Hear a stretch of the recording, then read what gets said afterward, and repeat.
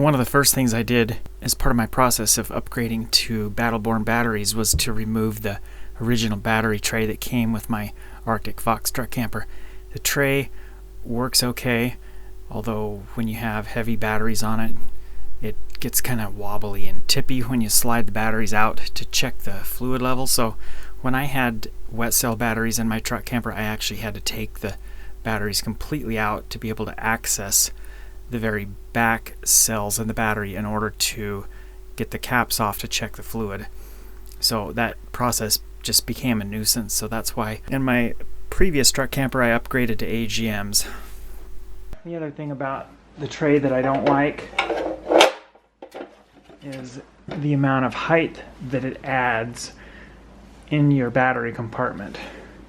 We're looking at probably about 1.5 inches there, and with larger batteries you don't have a whole lot of clearance between the top of the battery and the battery compartment to get in there and work with the connections. Here's my new battery tray. It's nothing more than a 3/8 piece of plywood with what started out as some 2x4 lumber that I've ripped down to narrower pieces, which then make spacers for my batteries. So one battery here, and then I've got some tie-down loops for some nylon straps to hold the batteries in place. And this is my big fuse for my inverter.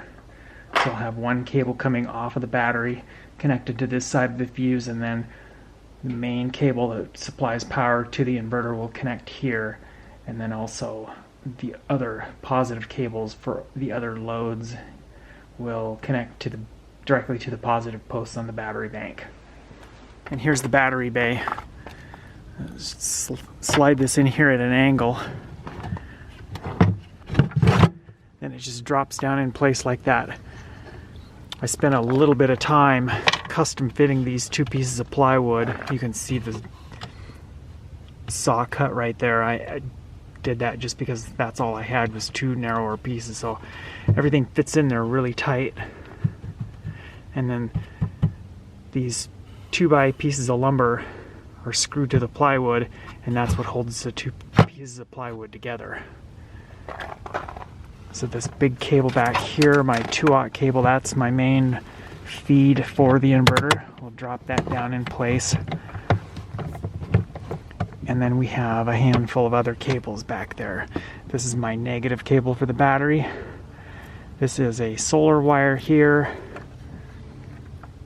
Main power feed for the DC panel, battery monitor lead, and then this is my positive cable for the generator starter.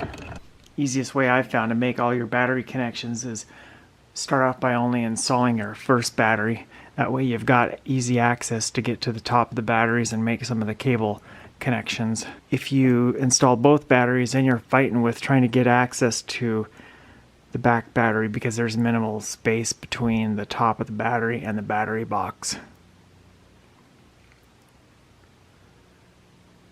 So how I have this wired up is my positive cable comes off the front battery and my negative cable comes off the back battery.